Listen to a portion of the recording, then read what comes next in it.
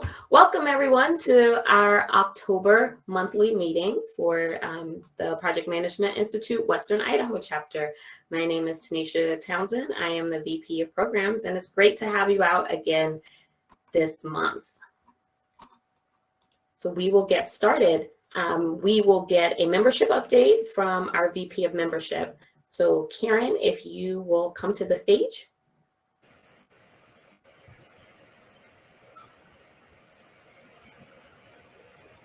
Hi, can you hear me? Yes. All right, perfect. All right, so welcome everyone tonight. So we are up a few members from last month. We're up to 515 members since September.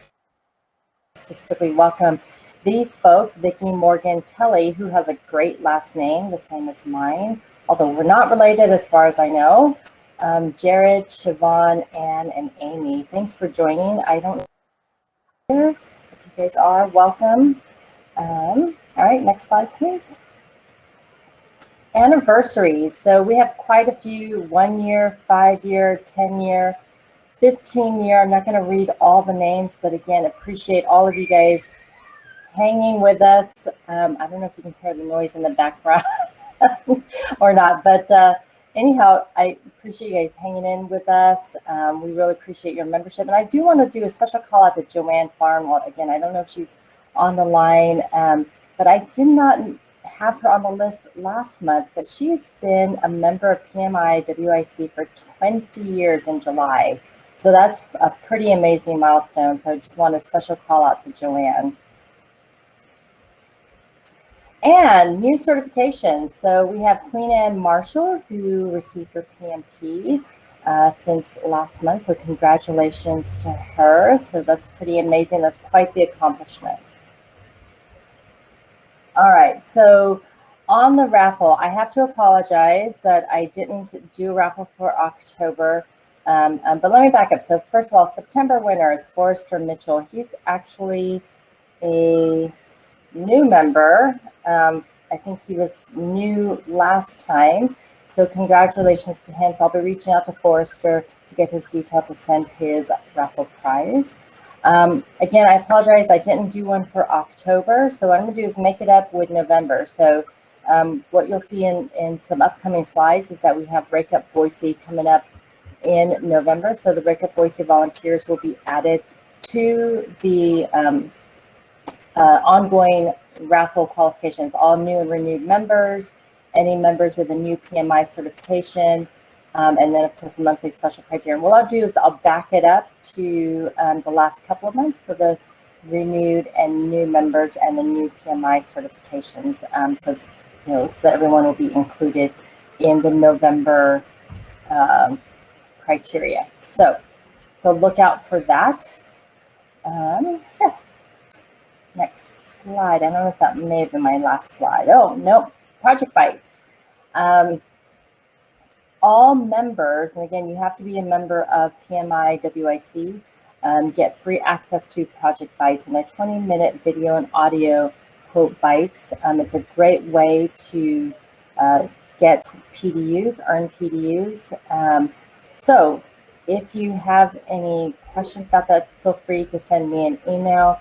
There's also, a special blurb in the weekly communications that will send an email directly to me with the information that I need to send you the information to get access to Project Bites. Great. Thank you, Karen. Sure. Perfect. So we'll now talk about our social media presence. Not sure if, let's see if she's out here. See if our VP is out here for this. Nope, see her. Cheryl is out here. Let me look. I'm just looking at the attendees to see. Right. I believe she was running late from another meeting, so. Okay, so she's quite I'm with not the missing her. Okay, well, that's okay. I just didn't want to inadvertently miss her. So I can give you an update on this. You can follow the PMI Western Idaho chapter on Facebook, LinkedIn, Twitter, and Instagram. And you can find our speaker presentations like the one that we'll be doing tonight on our YouTube channel. So make sure that you visit our website also, PMI-WIC. There's great information out there so you can always stay up to date with what is going on with PMI Western Idaho chapter.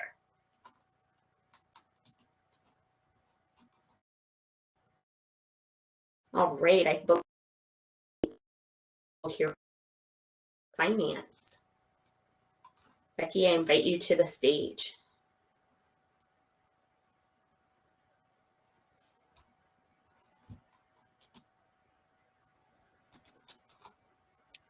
Hey guys, can you hear me okay? Yes. Awesome. Welcome. Hey, happy Wednesday, everyone. Quick update on our financials. Not a whole lot of change, which is a good thing, staying within our budget expectations for the year and in the process of developing our budget for FY22. All right, thank you. Thanks, Becky. You bet.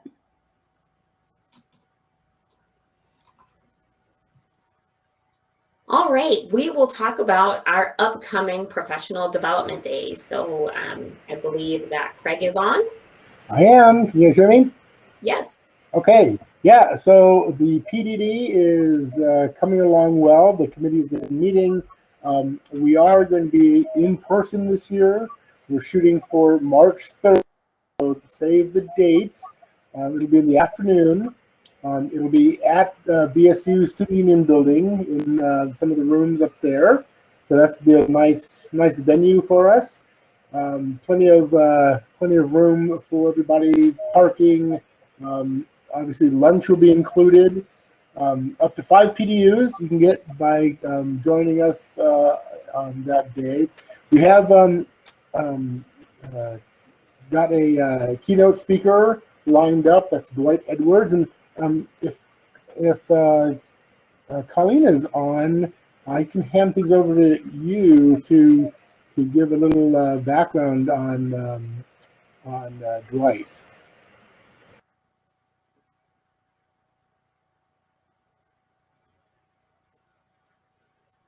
Perfect. We'll give just a minute for Colleen to join us on stage and share some more about the upcoming Professional Development Day.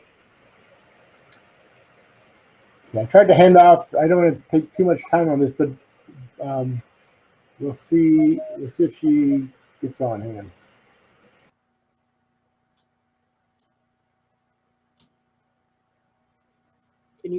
Can you hear me now? Yes, we can. Well, that was weird. Okay. Yes, I'm so excited to have snagged Dwight Edwards as our keynote speaker for this year's PDD or next year's PDD in March 2020. Dwight is an amazing speaker, very motivational. As a matter of fact, he owns his own company called Reach New Heights Public Speaking and Consulting. He back in 2015 he won the international. He didn't win it. He took second place in the world for Toastmasters International Speech Competition. And that is a huge deal. So he's a Toastmaster. He's very passionate about the topic he'll be speaking to us about is resiliency, and he's going to make it, very connected to what we as project managers do on a daily basis. So he's an excellent, and I'm so glad he was available. So, and we have him locked in. And so really, Dwight's going to be an amazing speaker.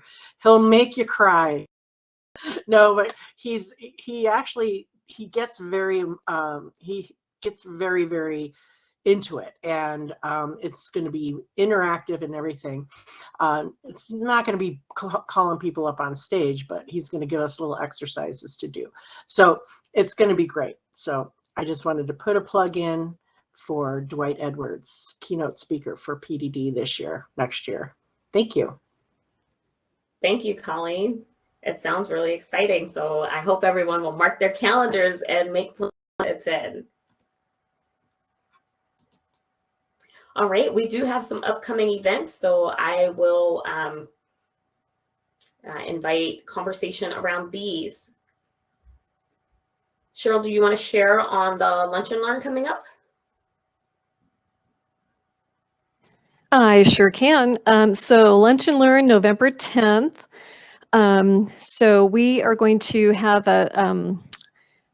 I think she is coming from, is it Calabria? I'm probably mispronouncing that. Colleen's going to be gnashing her teeth at me. And she specializes in emotional intelligence. So she'll be doing a presentation on how to take emotional intelligence, the concept of that, and to help your teams communicate better, drive to, specific goals better, be more efficient, high functioning. Should be a great presentation. I'm sure if Brian were here this evening, he'd probably be able to give you a little bit more in terms of the nitty gritty on that, but should be a great presentation. So hopefully everybody can come, and that's November 10th.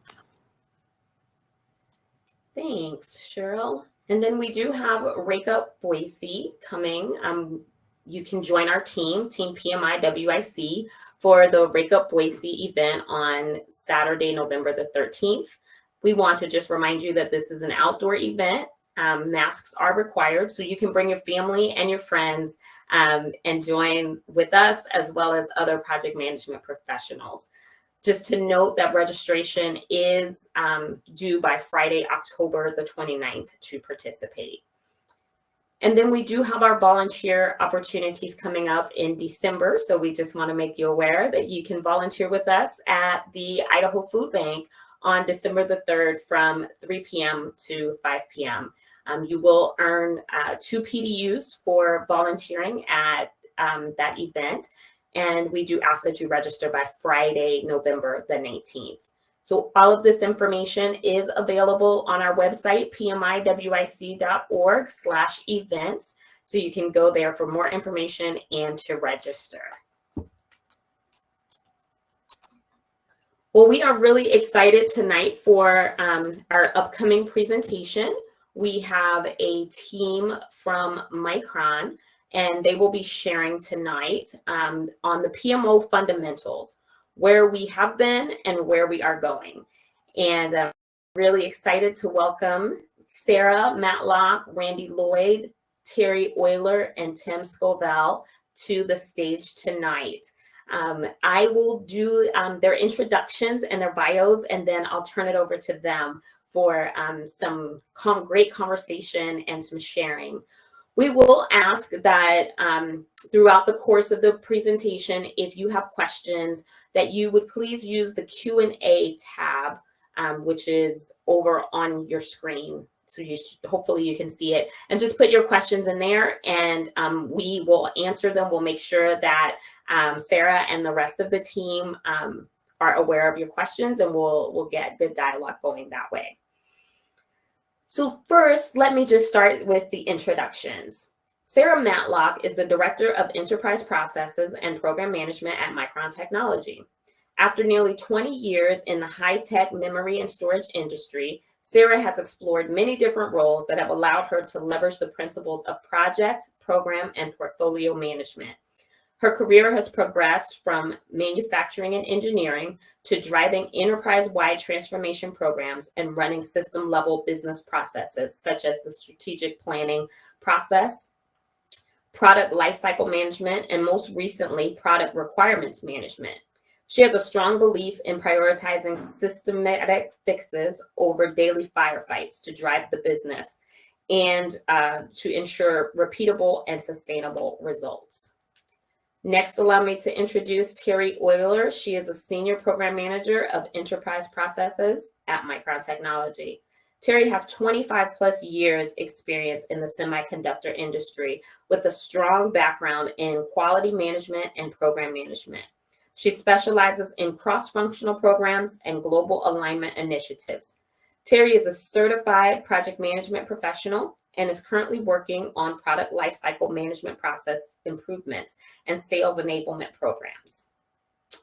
Next, Randy Lloyd. Randy is the manager of the product lifecycle processes for Micron Technology.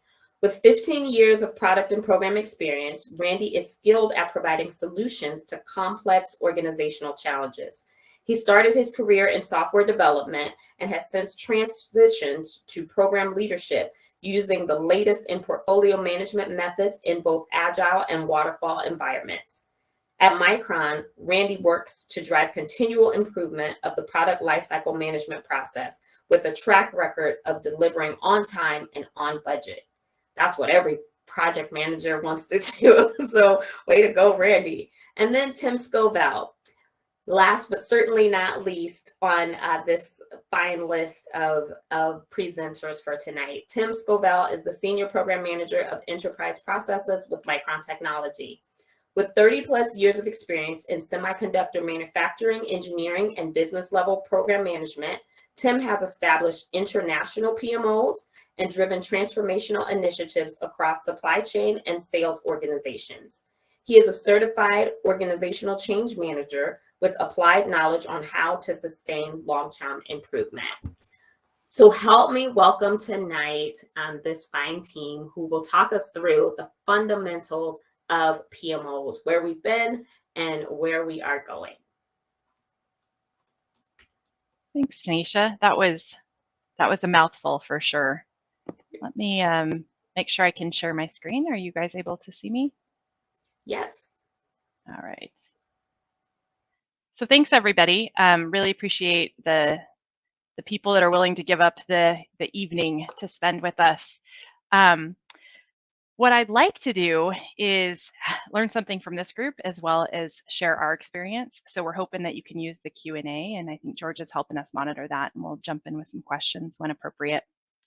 So before we get too far, I wanted to start with kind of the backdrop of Micron today, if you will, and then we can go back 35 years and actually 42 now and experience where we are going next.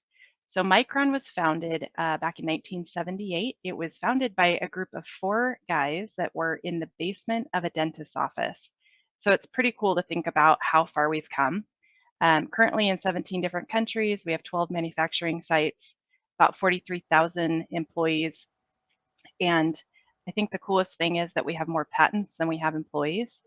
Sarah, have you started sharing your screen yet? Oh, I thought I did. We're not seeing it yet. At least I don't see it Thanks just for yet. telling me. We were just talking about that in the background. We're like, oh, we can't see, but we weren't sure if that was a feature. Yeah, that's by design. I don't want you to see anything. Don't want the speakers to see. Okay, it's spinning, so let me give it a second, and then maybe not.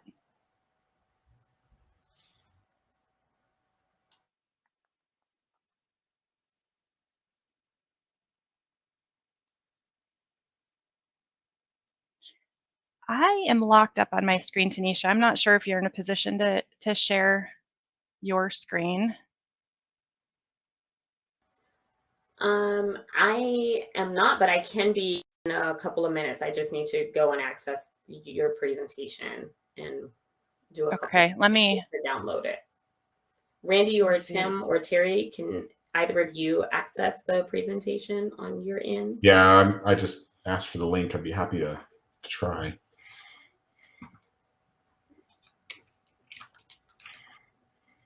Sure, let me send it to you, Randy. If you'd like me to go or wait for Randy, either way. Go for it. Okay. Right.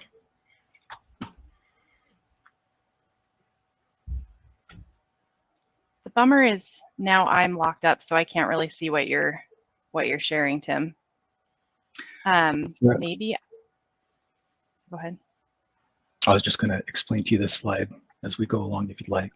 Yeah, let's just do that. I'll keep it up on my screen, and we'll just stay aligned. So I'm on slide 2 right now. Okay, as we are. Okay, cool. Thanks. So here's what I was talking to. This is where Micron's at today. So it's 42 years in, 47,000 patents, 43,000 team members, and clearly a global company. And so what we really wanted to talk about this evening is how has the PMO mirrored that growth over the last 42 years? So if you'll go to slide 3, Tim, what we've put together here is just a kind of a brief list. I know it's hard to imagine, of the major acquisitions that Micron has gone through and this only goes back to the last 25 years. So in 1998 is really when we started our major acquisitions, and there about 2001 is when PMO comes on scene. This is the time that the IT team as well as the facilities team centralized their PMO for the first time. And manufacturing later in 2002 really added a lot of momentum to that PMO organization, if you will. The reason being is unlike other semiconductors that you might know, Samsung and Intel, where they grew by they what's the correct word? They developed, they built their own fabs. Micron grew through acquisitions. And so what ended up happening is we had all of these disparate manufacturing facilities internationally. And we wanted to look and feel like the same company, not only to our internal customers, but also to our end customers. And so we started to standardize business process. And so this first PMO out of IT facilities and manufacturing was really focused around what are we doing to standardize processes across international manufacturing facilities. So how did they do it? They went, and this is not long after Tim and I joined, so I will say they, but we went, and there was about 150 different projects that were happening across all of the different manufacturing sites. The leadership got together at a workshop and said, everybody bring what your site is doing, and we're going to thin that list down. And so they went from 150 projects to about 90 projects that they felt could be implemented globally across all the manufacturing facilities. And then they grouped them and said, okay, how do we categorize into buckets what this work is? And they ended up in groups that are things around like quality, product quality, and of tool availability, which is really important in manufacturing, or yield of the wafers themselves. And those were really what became the big rock programs. We called them PACs at the time, Program Advisory Councils. And so for each one of these groupings, they said, okay, here's the 20 projects within your grouping that we're going to go drive internationally. The PMO at that time was chartered with what are the standards for how do these projects move and get approved through the governance teams that formed around them. So then it was standard waterfall practices. We had scope, schedule, budget. We had, quality inside the triple constraint. The phases that we aligned to were very similar to PMI: initiate, plan, execute, close. And so that was really the focus of the PMOs at Micron for probably a good solid 10 to 15 years. And then if you go to slide 4, what you see happening is there's this shift. So in our industry, there was DRAM manufacturing and NAND manufacturing, right? And DRAM went through this massive consolidation. And with that, we stabilized pricing. And so there was no more of this, super cyclical environment that we had been used to. And we were able to look up and take a breath and say, where are we going next? And at that time, you start to see a shift from we're going to be a low-cost provider of memory solutions to we're going to be a memory solutions provider, memory and storage solutions. We're not just component DRAM anymore. We're actually going to put it in the end functionality. So you think about SSDs from a NAND perspective. And so with that shift, it wasn't that we had stopped talking about process implementation, but it was that the PMO shifted to be thinking about product delivery. And at the time, we engaged with IBM as a consultant. They came in and started helping us identify what is now known as the product lifecycle that Randy subsequently owns. And what we figured out through this engagement with IBM is they were basically teaching us all of the same practices that we had learned over the previous 15 years with the PMO. So instead of scope, schedule, budget, we were talking about product specification, schedule, and budget. Instead of initiate, plan, execute, close, we're planning, designing, developing, validating. You get the picture. There's different phases for the product lifecycle, but it was a lot of the same fundamentals, right? Managing risks and managing schedules and managing governance teams and keeping your stakeholders engaged. And so at that time, we saw a centralization of the engineering and the BU PMOs with a completely different focus than what the manufacturing, IT, and facilities teams done in the previous 15 years. So great, we get those up and running and they're kind of stabilizing, right, over a few year period, maybe still today, if we're being honest. And as we move into about the 2015 timeframe, this is when Micron starts to consider selling into the automotive industry and some other highly regulated customer markets. And so when we moved into that territory, there are standards and governing boards where ISO is one example that maybe most people on the line are familiar with, that actually set regulation about, hey, if you're going to sell into this industry, you have to meet this type of regulation, and they check it through formal audits. So at that time, we stepped back and said, okay, this is where we want to go. That means not only the processes we've implemented and the products we're delivering through these other PMOs, we need to get really deliberate about continual improvement around the processes that sustain our everyday business. And that's kind of this third leg that you see here around process improvement PMOs. And this is where Randy is living today. So there's a blurred image here. And what it represents is an end-to-end framework for all of the processes that are required for Micron to run. So these are the things, each one of these we audit against. Each one of these has, it's not an organizational base, it's a process based, a business process capability. And we have inputs and outputs to sister processes. And so as we are improving those processes, there's actually a program that gets built around each of them to continually improve to that specific capability. And so I'm going to pause for a second and then I'll come back at the end. And if we move to slide 5, so just to kind of reiterate with this black arrow, you see, this has really been the growth and the trajectory of where Micron's focus on PMO has been. And as I stated before, none of them really went away. It's just we've invented new flavors. And so when we talk about what comes next, we can talk about how do these stay integrated and aligned to the common end goal for the company.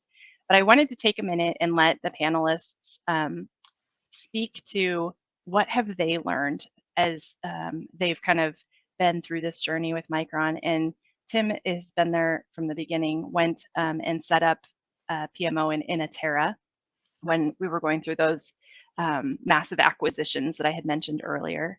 And then Terry has actually been there also through all 3 of these phases, but currently is working on how do we enable new product technologies and is really focused around that product delivery PMO right now.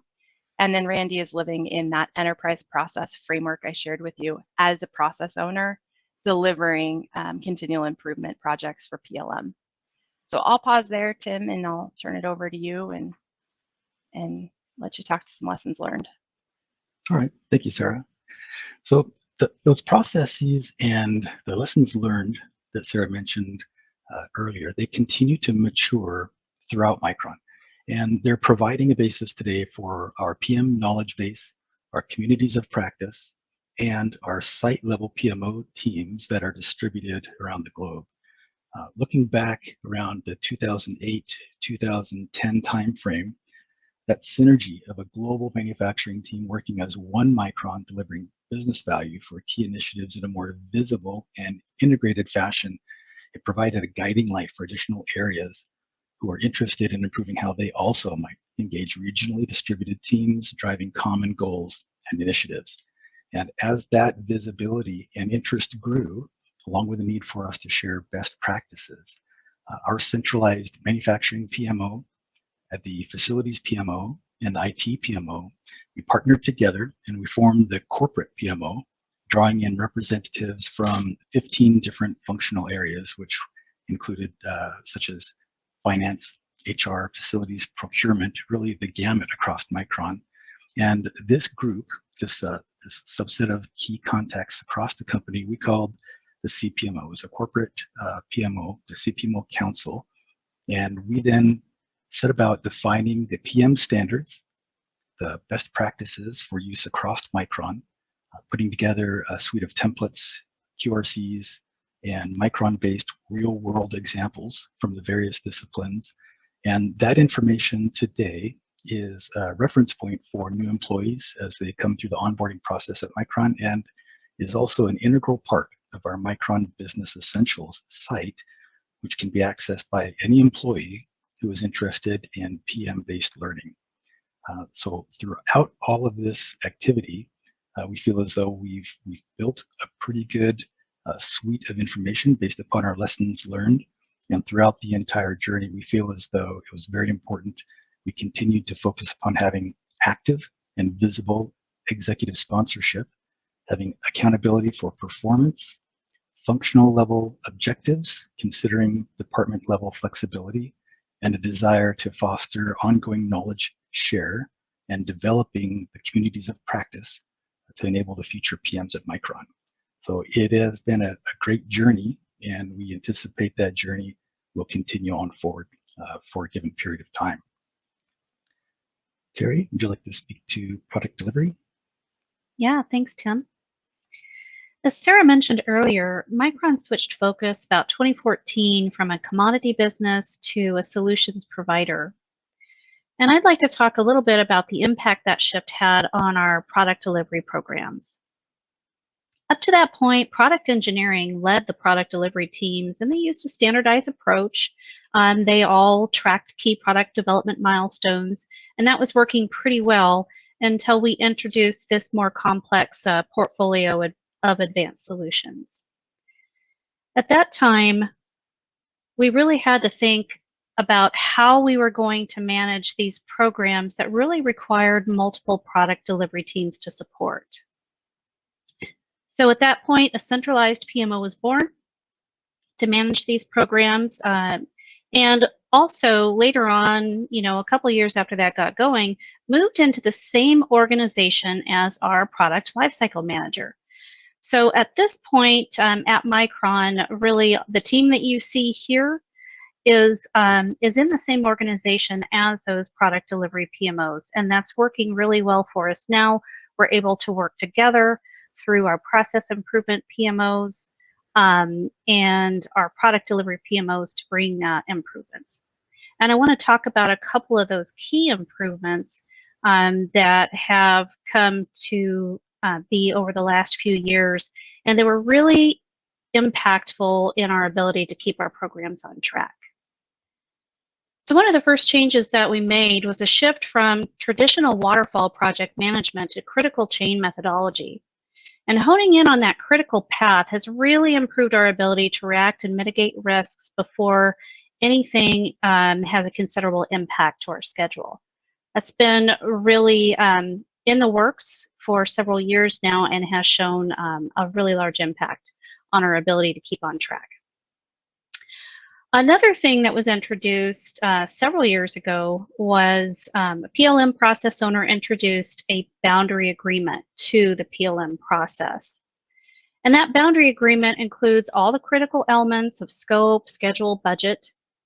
And those items are tracked throughout the program. The actuals are tracked against the boundary, and we have a regular cadence they're reviewed on and an escalation path in place anytime those boundaries are breached. So really, those two changes that we've made to the product delivery PMOs over the last few years have had a significant impact on our ability to react quickly and communicate effectively whenever things don't go as planned. So just a couple of good improvements there. At this point, I want Randy to continue on and talk a little bit more about how we've made a lot of process improvements over the last couple of years. Randy? Yeah, thanks, and appreciate, Tanisha, the introduction. In schedule, on schedule and within budget is a pretty loaded, as we all know as project managers, a pretty loaded term, and that was appreciated. We do the best we can. Let's just put it that way to continue to strive to do that. I figured that the best way to maybe start the topic of process improvement PMOs within Micron was to maybe just give a little bit of a background on product lifecycle management. You'll hear me refer to this as PLM. Product lifecycle management within Micron really is, as Sarah mentioned, within the global process map. It really is a high-level enterprise process that establishes really a really thorough set of standards and tools that are used to enable all the right product, the product decisions that enable sort of the right products at the right time, and then of course, to spec, schedule, budget, quality, etc. And so, as you can imagine, PLM is pretty much corporate wide, right? It takes a product concept from sort of the very first initiation phase all the way through end of life, right? And the process, as you probably could imagine, sits atop most of all the other processes from the global process map. And we, of course, pull in and consume, if you will, various inputs from both our customer and from a product requirements perspective. We're, of course, very cognizant of supply chain details and business unit planning. The output of the PLM process is to deliver a highly vetted business case. And that is usually matured via stage gates and different set points that we establish in the process. And of course, the whole goal of all of this is to lock the requirements throughout the planning process so that manufacturing can occur in a predictable way. Now, I introduce all of that to just talk to the fact that that like any system, right, or any project for that matter, one of the primary challenges that we face is keeping the process, if you will, whether it's PLM or any other corporate process, relevant and effective as the business needs and of course the outlook changes in the marketplace and so on and so forth. And so what I wanted to do is just kind of highlight a few sort of key actions, if you will, or maybe a few things that we've been able to implement from a process improvement perspective. And when I say perspective, I mean from a PMO perspective, that all the processes within Micron really mimic in order to cause continuous improvement to occur within the process. So number one, each business process owner or the process itself within the organization is caused or must identify, both identify, approve, and maintain sort of a key set of metrics. We call these effectiveness and efficiency metrics. And the purpose of these metrics, of course, is to measure their process, right? As to how they're doing in terms of critical aspects of the process. And for that, for every process, these metrics will be different. Now, interestingly, if the process is not meeting these metric targets, action plans to bring the process into alignment with those targets is required.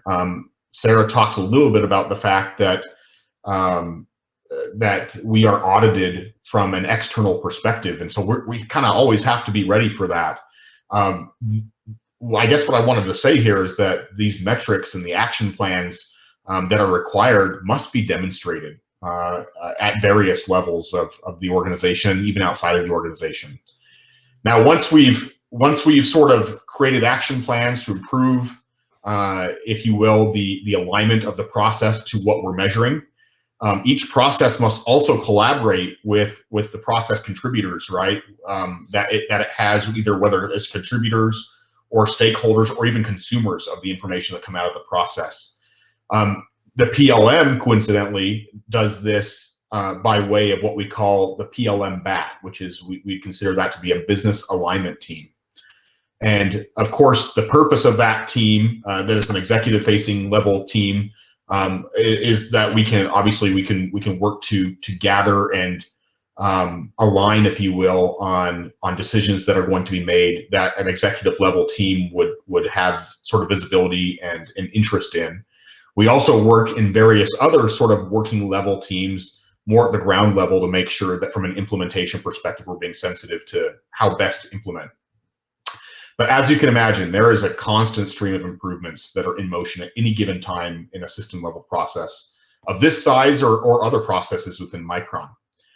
Now, I did want to mention one other thing as it relates to process improvement PMO activities, and that is that Micron has been very cognizant of the fact that we have many processes throughout the system. And Micron has taken the time to stand up what we call a corporate quality management system, or QMS.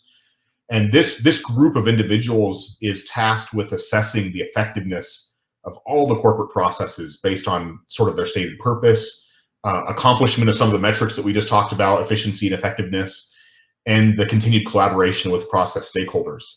The QMS team really does ensure internally, from an internal perspective, compliance, so that as we are audited externally by IATF or ISO, that we're able to deliver a smooth audit experience. One thing I wanted to note as sort of a final process improvement PMO activity is that once a defined efficiency or effectiveness metric has been met, we don't typically stop there. The impetus, if you will, is to define new metrics, seek out those new metrics and approve them across your business alignment teams in order to, if you will, focus on a new area of execution, right, within the process. You know, from a lessons learned perspective, I would just say that that oftentimes the flow of improvements can be significant. There are many things on our plate at any given time, and the need for a prioritized sort of improvement path, it really is critical to the continued delivery, if you will, of the stream of enhancements that come out of the PLM. I know that other processes within Micron also really have to keep that present and be very intentional about the prioritization that they give their sort of valuable resources from a process perspective. These process improvements and in general, the process improvement PMO at Micron really does allow us to maintain an efficient and evolving process tool set to meet the needs of the business into the future. So I'm excited for the opportunity to share. Can you guys hear me? We can. You can hear me? Yep. Okay. Thank you for doing that. Hey, can we maybe go to the next slide and then we'll open up for Q&A? I wanted to talk a little bit about where we think things are going next, which is always kind of fun, right? So, and we do have a number of questions, so I just wanted to let you know there are some pending, and excited to share those. Great, okay. Thank you. Okay. Sorry guys, my headset is really loud and then really quiet. All right, so what are we gonna do with the 3 different types of PMOs? And from I saw one of the questions was about how do you get the executives to align and really use, get the value out of these PMOs. So in our opinion, in my opinion, the best way to do that is through the annual strategic planning process. So Micron, like most companies, has an annual plan that we refresh quarterly. And so what I did was I went and grabbed just a generic annual strategic planning process that we could use as a reference. So typically what happens is you go and do an environmental scan. You look outside and say, where's the industry going next? You know, what are our competitors doing? And then you turn around and you look internal. And for us, that's when you review that enterprise process framework that we've been talking about. And you say, what are the missing capabilities for us to deliver to our overall strategy, right? What do we need to be doing differently? And then you set your strategic intent. And what this means to us at Micron is you set your market segment share for each of the business units. And then you go in and you optimize the plan, meaning you run a bunch of scenarios, supply demand scenarios, and say, do we actually have the product with the CapEx we're investing to deliver all of these market segment share targets that are being requested? And you basically play the scenarios and optimize the plan. And this is really where that product delivery PMO is coming into play, right? Where we're actually talking about programs that are built around NAND, built around DRAM, SSD, product delivery. And then in the execution piece, so we've optimized the plan, we set the plan, and we execute for a year.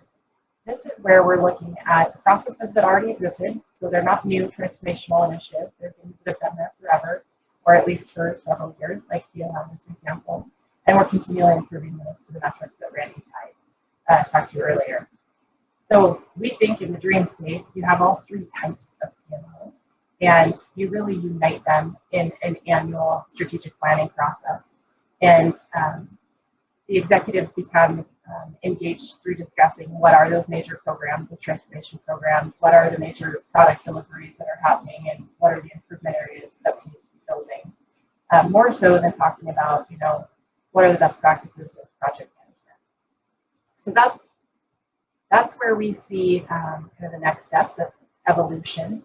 And I think we put together a poll ahead of this and was hoping that maybe this group would be willing to share where you see the next phase of PMO going, and if you see similar areas as us or somewhere else.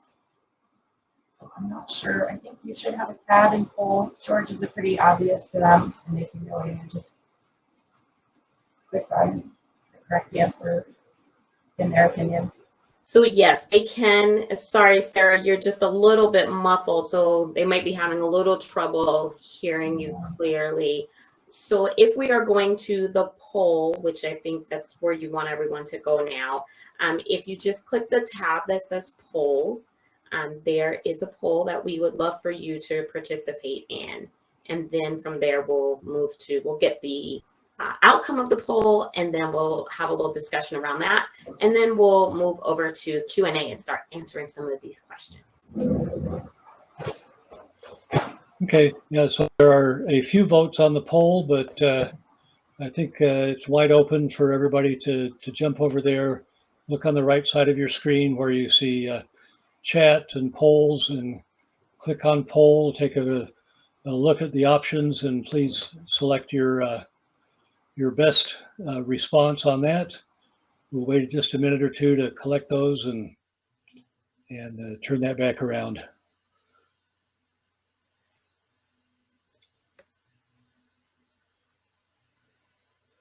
So 14, 16, 18, so about half of the people in the session have left a vote in the poll, and still a few trickling in. I think maybe when we get to 60%, we'll call it valid and we can go from there. But okay, I think for those of you that do want to get a vote in, you can continue to do that, but let's take a quick look at the results now. For process implementation PMO, it's about 12%. So product delivery PMO, 42%. Process improvement also at 12%. And a combination of those, about 33%. So the two biggest areas, either product delivery or a combination, seems to be the dominant result on the poll. I'll let you address. Yeah, it's interesting to me because well, there was a Gartner study like in 2016 that was the time that industry was shifting to a product delivery PMO, and they talked about product delivery more in terms of value streams. So it's following what I was guessing would happen. I'm sorry I'm so quiet and muffled. Do you guys want to move to Q&A and maybe let these other guys have a shot at microphones that work? It's a little better now, Sarah. It's a little bit better. So okay, it's a little sticky, but it's better. Okay. I was just gonna say that the way that this poll reads really does sort of, if you will, give a nod to the fact that while you might be delivering a product, right, you also are implementing a process behind that product to deliver it, and you're also in the process of trying to improve that process, right? So there's a lot of mixed aspects, and I think that's kind of neat to recognize. We're all doing it in a lot of ways, maybe just not calling it out separately. Can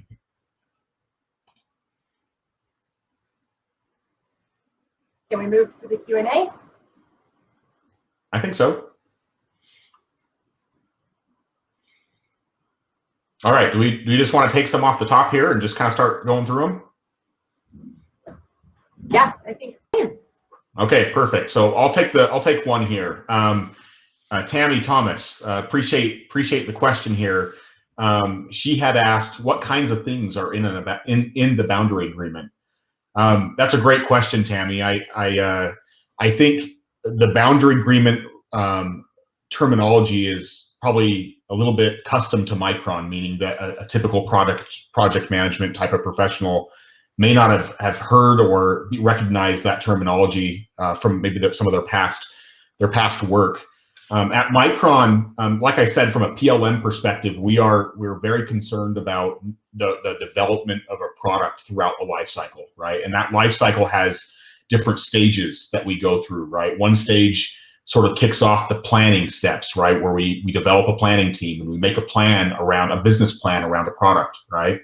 And then another stage of that life cycle sets that planning, if you will, a little bit in stone and allows us to sort of track ourselves to a baseline concept of being able to say, hey, here's what our plan said. Let's set that plan in the baseline. Let's lock it in, if you will. And then let's move forward and start actually creating the thing. And let's see how we do compared to how we planned. The boundary agreement is that tool. And it is basically the purpose behind the boundary agreement is that at the step in which we lock all of our planning, we not only lock the baseline values, and it could be, and there's 5 different areas, and I'll talk about those in a second. It could be a financial value, it could be a supply chain value, but the idea is that we lock a baseline value in, let's say for a financial, and in the boundary agreement, there are different values that we set at that planning step or the conclusion of the planning step to say, not only are we going to set a baseline value, but how much are we going to allow ourselves to wiggle, if you will, from that baseline before we get real serious about reconvening to determine if the product is still viable, right? How far are we willing to let the commitments that we made stray before we question the validity or the business case of a product? And we do that across 5 different categories. Of course, the categories are pretty specific. They're very similar to what you'd see in a conventional program management scheme, whether it's schedule or financial or specs or things of that nature. So really, that's the implementation of the boundary agreement.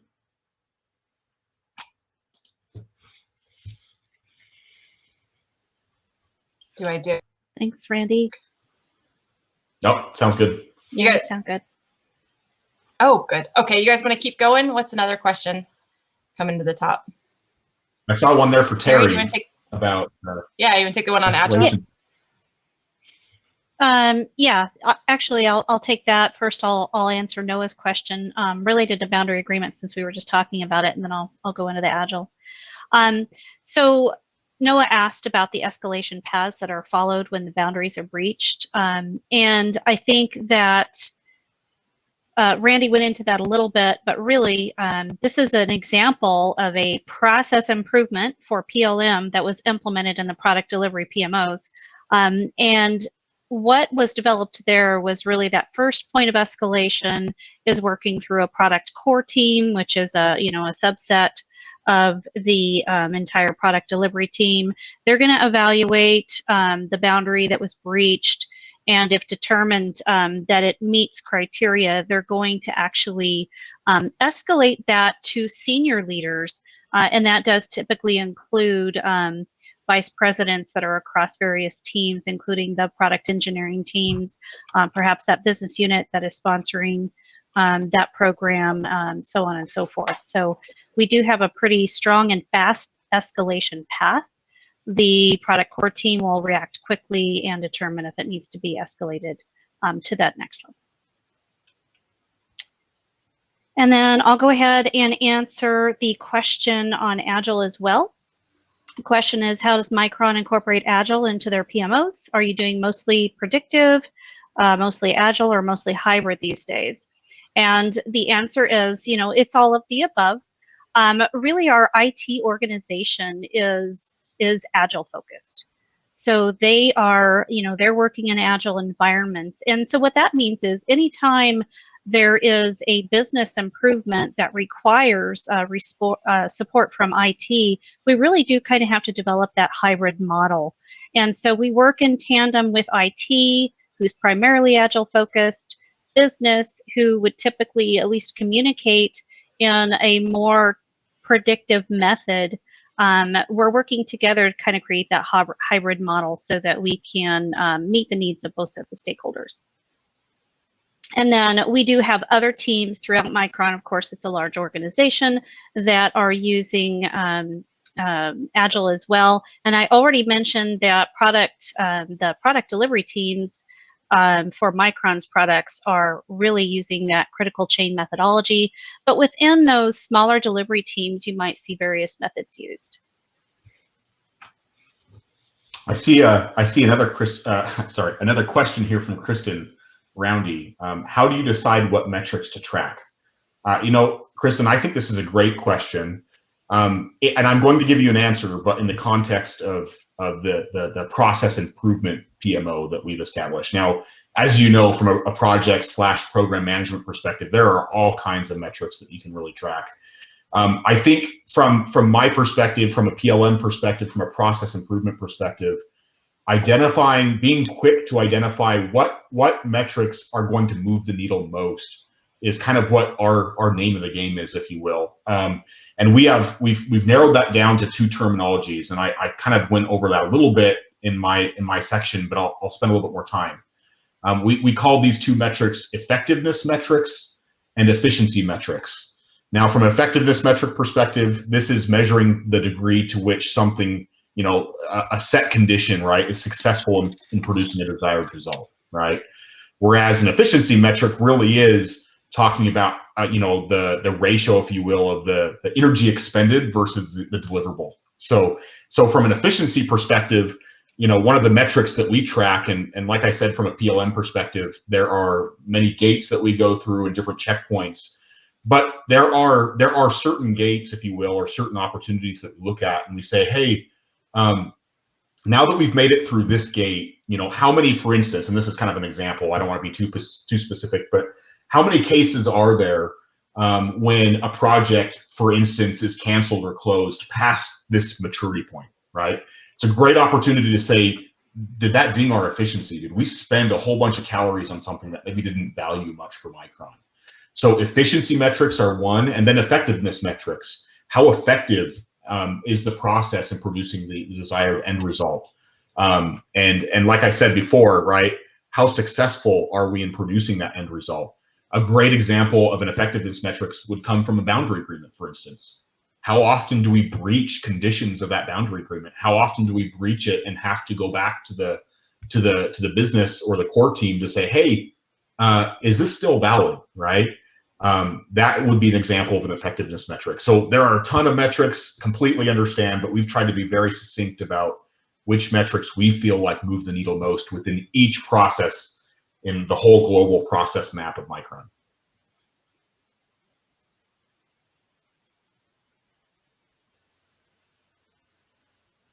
Okay.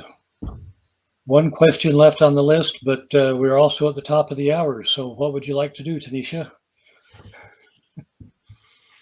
We just answered the last question. Yeah. Okay, go for it. And anybody want to pick that one up? It's just effectiveness at engaging, especially the upper management. Are you guys able to hear me?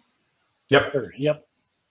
Okay. So I kind of touched on this one, I think maybe when I was fuzzy in the slide that's up. So for us, the C-suite cares more about what are the programs that are driving the strategic intent. And so the best way for us to be aligning them is through the internal scan of the enterprise process framework, looking for missing capabilities. An example for us right now is product requirements. So we say, hey, this is broken. We got to go fix this if we want to deliver our strategy. And then aligning those product delivery programs to the strategic plan, right? So we have market segment share targets. We know exactly how much product needs to be sent to each one of those business units to meet that strategic intent. And then finally, improving those processes that have already been implemented to keep them healthy. And as long as the strategic plan can drive this vision, then the PMOs have something meaty and worthwhile. The place that I think we have the most opportunity is that internal scan. that's probably the weakest for us right now, and where we can spend some more time from a strategic planning perspective.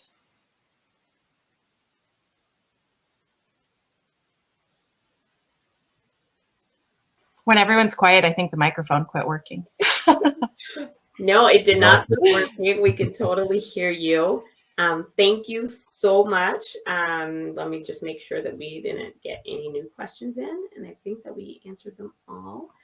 This was great. So thank you so much. We do appreciate your expertise. We appreciate your sharing. We appreciate you talking us through kind of the whole life cycle of PMOs at Micron. What a journey. You guys have been on that journey for a long time. So it's great to hear that the process is working, and that you've been able to also implement newer methodologies into like an existing framework that you've built. And so this has been great. Thank you so much. Cheryl, did we miss any questions? Cheryl or George, or anything that I neglected for us to cover? Looks like all the questions have been addressed. I did notice there were a couple of answers in the chat that just basically thanking the team so much for their presentation. And Kirsten was thanking Randy for his comments about, what really, what metrics you should be going after is what moves the needle most. Yeah, and I think Deb had mentioned working in a smaller organization, a single PMO that tends to wear all hats versus working in huge companies where she's worked in the past that have allowed for specialization in PMOs. Kind of seen both, the small, small pond, big fish, right? And small fish, big pond type of thing. So it just depends on, I guess, the organization's needs and what size the PMO is and how much it handles. Awesome. Thanks so much for having us. Thanks for spending the time. Yes, thanks for the invite. Yeah, thank you so much. And be available on our YouTube channel in the coming days. So you'll receive an email, I believe, when this is available. So again, thank you so much. Don't forget to claim your PDUs, and thanks for attending. Have a great rest of your evening. Thanks, everyone. Bye.